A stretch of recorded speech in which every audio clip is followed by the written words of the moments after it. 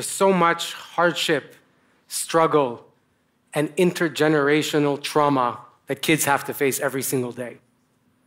And it's our responsibility to help these kids. Before I tell you how we can help these kids, I think it's important that everybody understands how a regular guy from Montreal ended up in some of the most violent, gang-ridden, highest crime rate areas in all of North America. So for me, I never really felt like I fit in as a kid.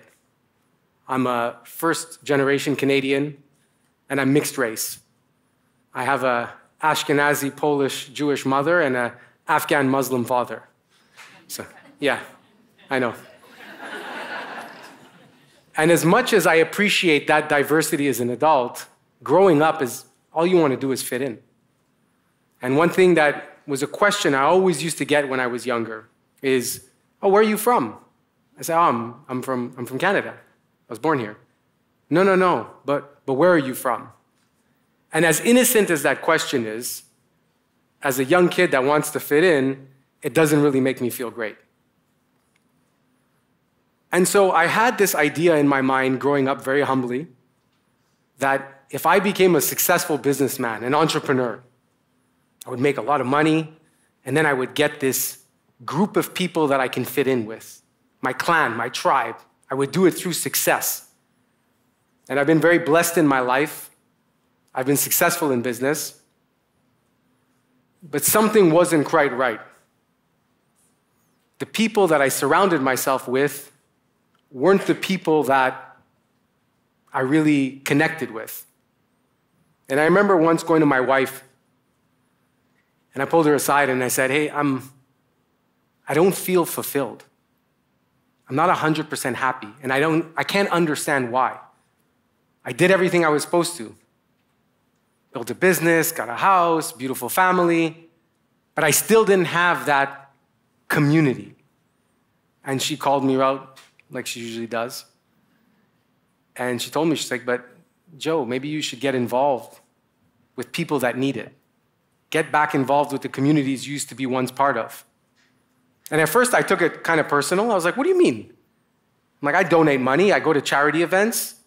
Why, what else do I need to do? And she's like, yeah, but Joe, you're not there. You're not in those communities. And so I kind of thought about it for a while, and then I'm like, but if I'm gonna go in these communities, these people, they don't look like me, they don't talk like me, they speak different languages, some of them are refugees. I'm a sales guy, I'm a business guy. What do I know about helping kids? What do I know about helping people? But sometimes when you feel alone in this world, you do things. And so I got involved locally with a couple of organizations. And at first it was a little bit uncomfortable for me, a little bit awkward.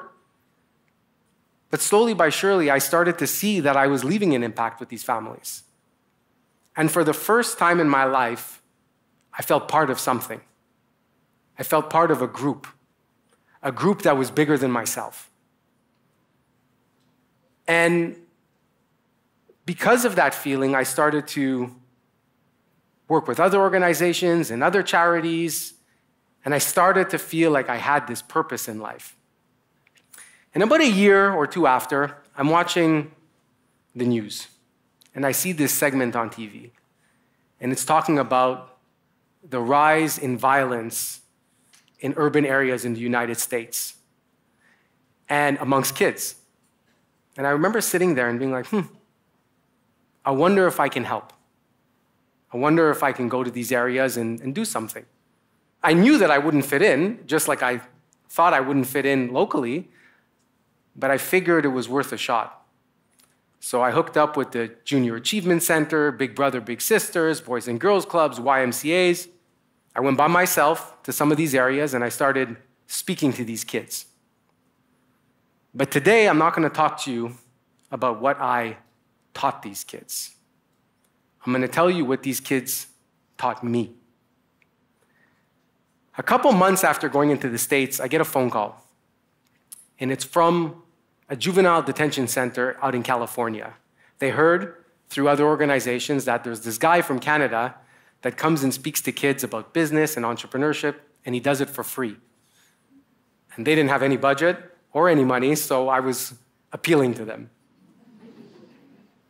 And so they called me and they said, would you like to come down? And I didn't think much of it, so I said, sure. So I fly down to California. I'm by myself. I get into a car, and I drive about an hour or hour and a half from the city into this juvenile detention center. And immediately as I pull up to this building, my heart sinks. Huge concrete walls, barbed wire. And I'm like, this is not something that I'm used to. But I go in, I go through security, and this lady approaches me and she tells me, look, Joe, we know we have you here for about an hour, but do you think you can do 3 hours? Can you speak to 3 different groups, 1 hour each? And I told her, look, I mean, it's kind of hard to give the same speech 3 hours, back to back to back. And she's like, but we can't put all the kids together because we separate them through gang affiliation. So I was like, okay, this is different for me and different what I'm used to. So I agree. The first group comes out, and I don't do very well. They're not listening to me. I'm trying to talk about entrepreneurship. They're not paying attention. I kind of bombed. Then the second group comes out. I do a little bit better. I change my tonality, the way I speak, the language I'm using. I start swearing. It helped. But it was not great. Then this third group comes out. And in the front is this young kid, 14, 15 years old tops, skinny, kind of pre-puberty, kind of in the middle. And he's hanging on every word that I'm saying. He's listening, he's asking questions. His energy is inspiring and motivating the entire group. And they took my talk and they made it one of the best ones I've ever done. And after the talk, he comes over to me and I give him a big hug. This young man's name was Mike. And I asked him what he was in for or how long he was going to be in there for. Now, prior to me getting into this facility, they told me specifically, don't ask kids what they're in for. And yes, I was curious, but more than curiosity is I really wanted to be a mentor to this young man. You know, sometimes in life you meet somebody that just has that it factor. They just have that special thing. This kid had it. He could have been a successful business person, a teacher, whatever he wanted. So I asked him. And his answer gives me goosebumps every time I tell this story. He was serving 25 to 45 years in prison for murder. And I didn't know what to say. He said he grew up on the wrong side of the tracks. It was a gang initiation, and it was a drive-by shooting. And he regrets it every single day of his life. And so I leave this facility depressed, more depressed than I think I've ever been in my life. And it was about an hour and a half drive by myself back to San Francisco. And I couldn't understand how such an amazing kid with so much potential's life is over. But I also knew in that moment that I had a deeper mission and a purpose to try to make sure that kids like Mike don't end up in those situations. About 3 weeks later, I'm in Baltimore, and I'm working with an organization that helps kids that are in gangs or formerly in gangs rehabilitate. And I sat down with these kids, and for the first time, instead of just talking about business and failure and entrepreneurship, I asked them questions. I wanted to know what they're afraid of.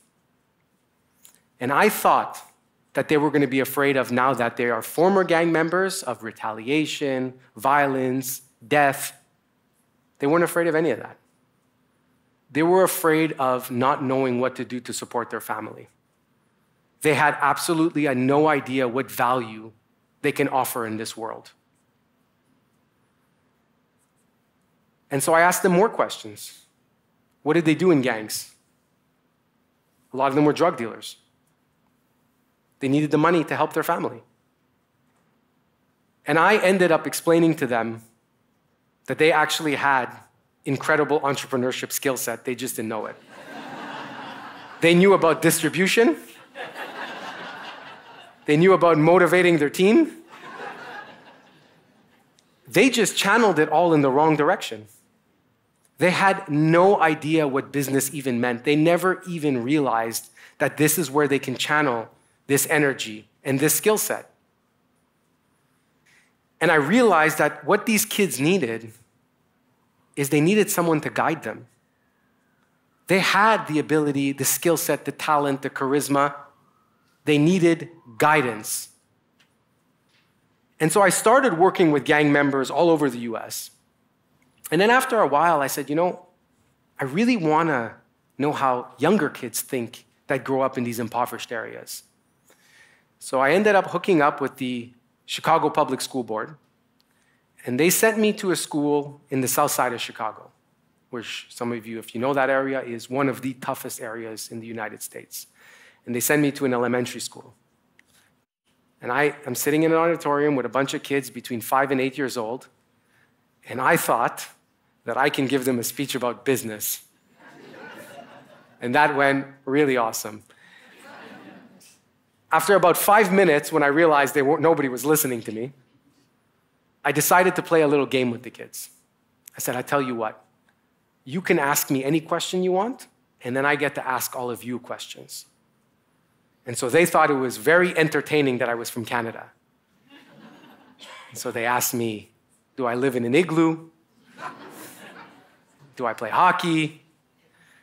Do I drink maple syrup in the morning? All this to say, there's a bunch of kids in the south side of Chicago that think I live in an ice castle and ride a polar bear to work. So, all that to say, so I end up asking them questions. And I tell them, put your hands up here if you want to be someone special in this world. And everybody puts their hand up. And then I ask them, put your hands up here if you want to make a lot of money and help your parents, help your brothers and sisters, and help your grandparents. And everybody puts their hand up. I tell them, put your hands up if everyone wants to help your community. And everyone puts their hand up. And then I ask them, well, what do you want to be when you grow up? And the answers that they gave me is a consistent answer that I get in almost every single school in underserved communities. They told me, I want to be a YouTuber, I want to be a rapper, I want to be a football player or a basketball player.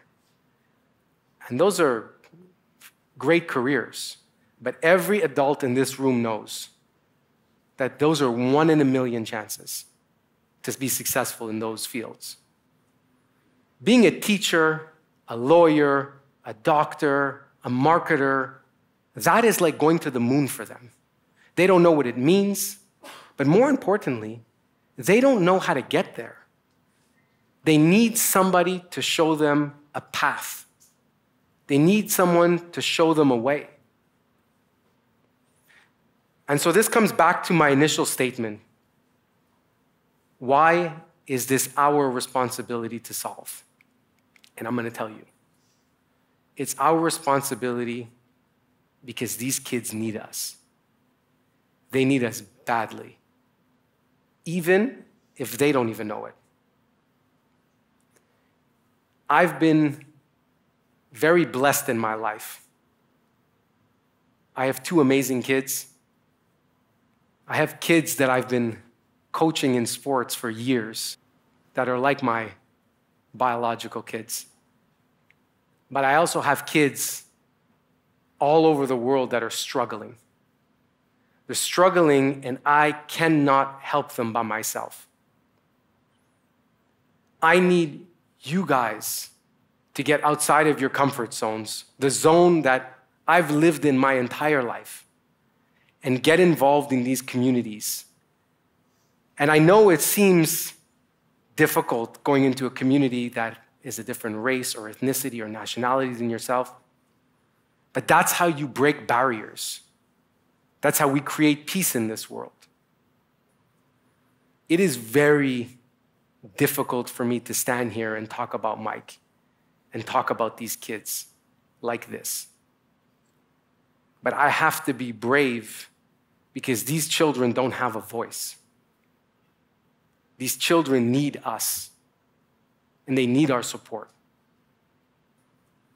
And so I'm going to leave you with one thing today. And it's a quote that I look at every single day in my life. It's a quote from my hero, somebody that I will always look up to. And that quote is, "Our service to others is the rent we pay for our place in heaven." The choice is up to you. This is our world we live in. Those are our babies that are suffering. Thank you.